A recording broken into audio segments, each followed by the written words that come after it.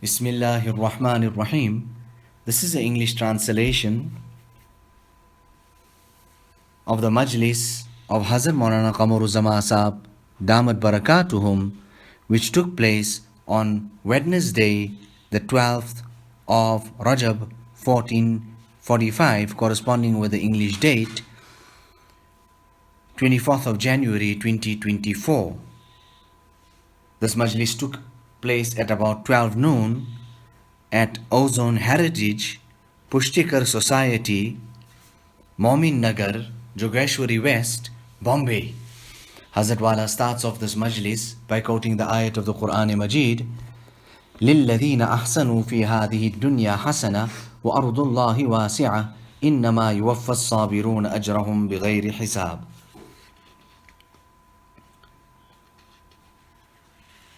You know, majority of what I heard was that from Hazrat Maulana Shah Wasiullah Sahib, and he would quote these mazameen and articles to us. Many of us know him and are acquainted with him. Many have sat in his majlis as well. He would conduct these spiritual discourses with much shan and a great passion. And more, this work of his was enhanced and spread and progressed here in the areas of Bombay. Hazrat Maulana Shah Wasiullah Sahib himself used to say that the people of Bombay truly appreciated. I opened here, and this particular article and mazmoon has come out. Tafakkur fil Quran. So Allah Ta'ala is saying here, the ayat that we quoted to you, لِلَّذِينَ أَحْسَنُوا فِي هَذِهِ الدُّنْيَا حَسَنَةً, those who did good in this world, for them is goodness. For them is goodness. So Allah Ta'ala is saying, Muhsinin, नेकोकार के लिए जज़ाए यसीर कलील इस दुनिया में भी मिलती है. Allah Ta'ala is saying and speaking about these rewards. Those who did good in this world, for them is goodness. The earth of Allah is vast. It is only the patient ones who receive their reward without a measure. Now Allah Ta'ala give us the tawfiq and the hidayat of reading and listening with sahih niyat, the correct intention, so that the correct and the true deep athar and effects of Kalamullah can then become apparent on us. And greater than the Kalamullah se barkar, there is nothing. Greater than the speech of Allah subhanahu wa ta'ala, what can they be? Tilawat of the Quran Majid is the greatest wazifa. Hazrat Maulana Shah Wasiullah Sahib used to take the Quran Sharif and he would then sit.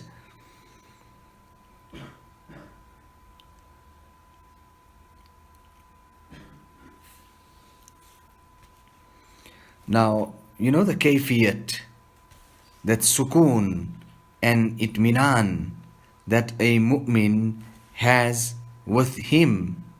Nobody can even understand this kayfiyat.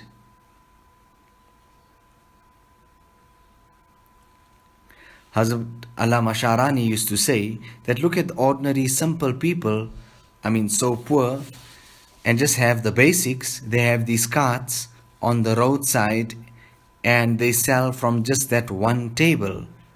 Do not understand their iman to be low or insignificant.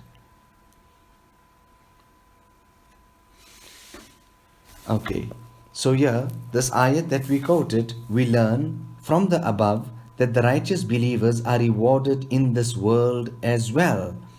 I heard this on many occasions from our seniors. They used to say that those who did good, there is goodness for them in this world as well. The word here, hasana, Goodness in this context refers to good health and well-being. We do not know the nature and the extent of favors and bounties which Allah subhanahu wa ta'ala has in store for them.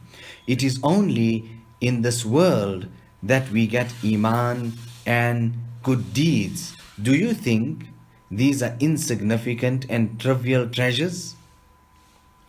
Furthermore, whatever favors and bounties we receive in Jannah will be recompenses for these worldly treasures. After all, the Akhirat is the abode of recompense. This is why a mu'min will receive the full reward and recompense for his good deeds in the year after. However, he will get a little as a sample in this dunya.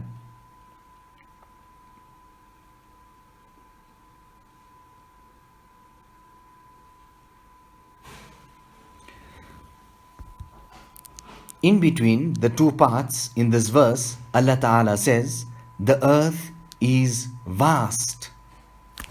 So in between the two parts of this verse, what will we say?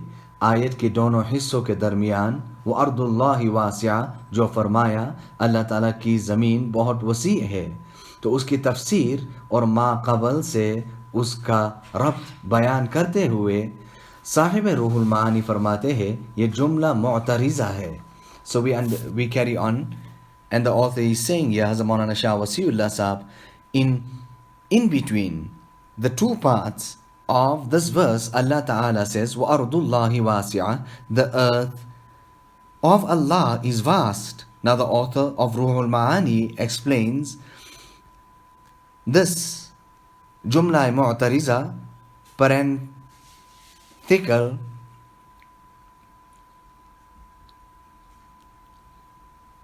clause.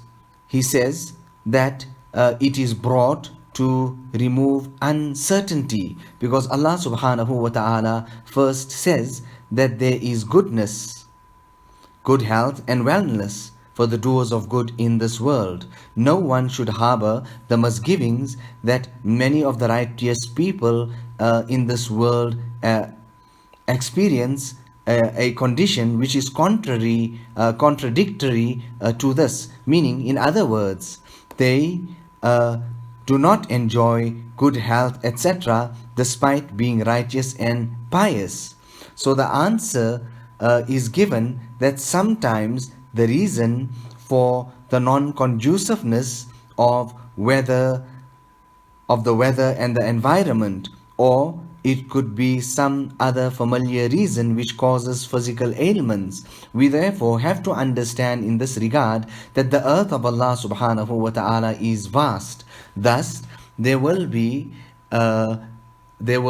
certainly be some part or region of the world where the weather and environment will be conducive. A person should therefore go there for the sake of his health and wellness. We're speaking about good deeds. The incident about Hazrat Tanvi, that somebody asked him that made an objection, if we can say, that what is achieved by salat? What will we get by salat? Why read salat? So he answers and he says that a person will receive salat from salat. In salat, we will actually get salat. And salat in itself is so great that it brings to a person a proximity and closeness to Allah subhanahu wa ta'ala. Now just to say subhanallah one time, the reward of it is so great that this entire dunya will not be able to contain the reward of saying subhanallah just once. Allahu Akbar.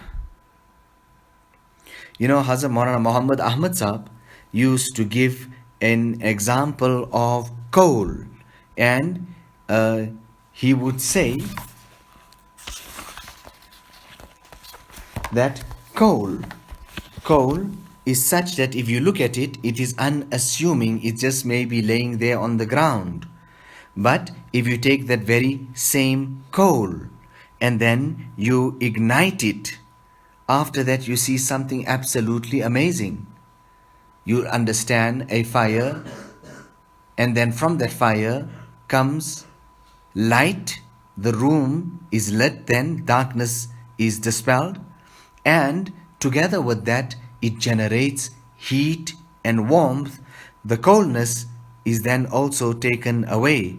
So every person that has the isti'adad and the capacity and the capability to have ta'alluq with Allah subhanahu wa ta'ala. Yes, we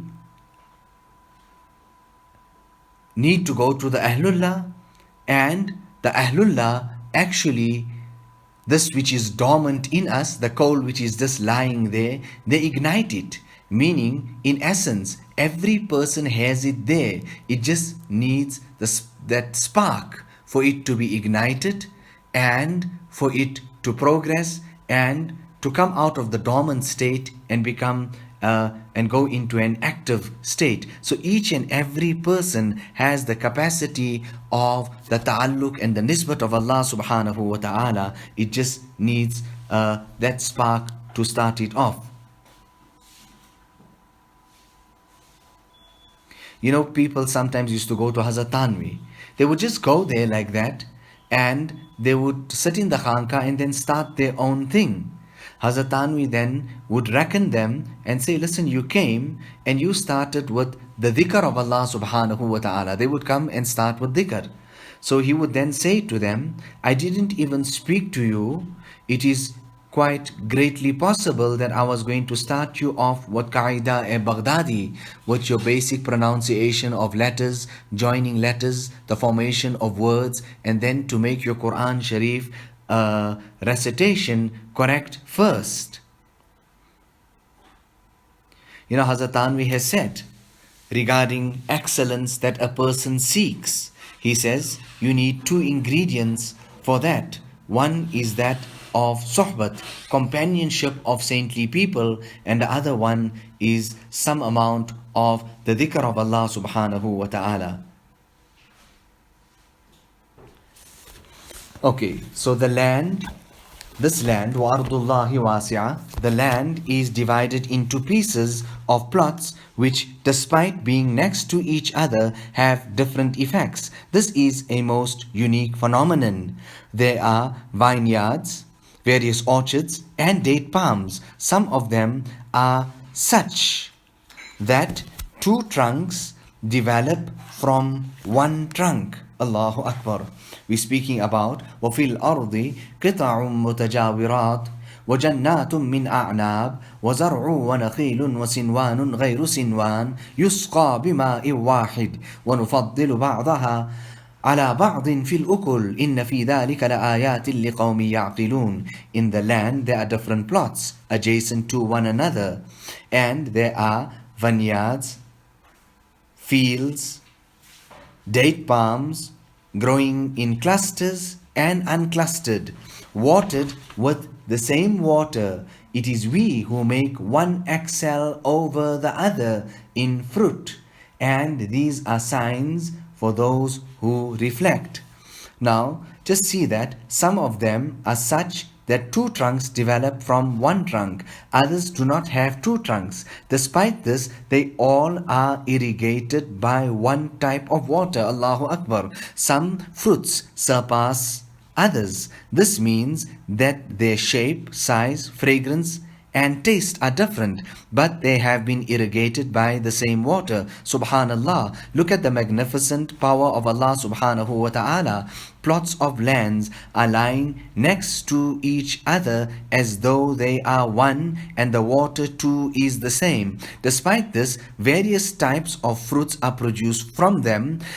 It is there, in this, there is proof that there is certainly a creator who is all wise, all powerful, and a great planner who cannot be subdued by anyone. In this verse, Allah subhanahu wa ta'ala enables us to traverse the earth by speaking about the various plots of lands and their different qualities. Some plots of land have fertile soil and are cultivatable. Other plots have soil which is brackish. Some plots are soft while others are hard. Agriculture can be practiced on some plots of lands, but fruit orchards cannot be established there. Others are of an opposite nature. The purpose of all of this is to demonstrate that although plots of land are lying next to each other, their components are of various quantities. In the same way, the weather condition of each plot are different from the other. If a person does not experience good health in one place, he may go to another place. وَأَرْضُ اللَّهِ وَاسِعَةٌ. The land of Allah is vast. Allah Ta'ala enabled us to traverse the heavens as He did with the earth. Allah Ta'ala also took us on a tour of our own bodies.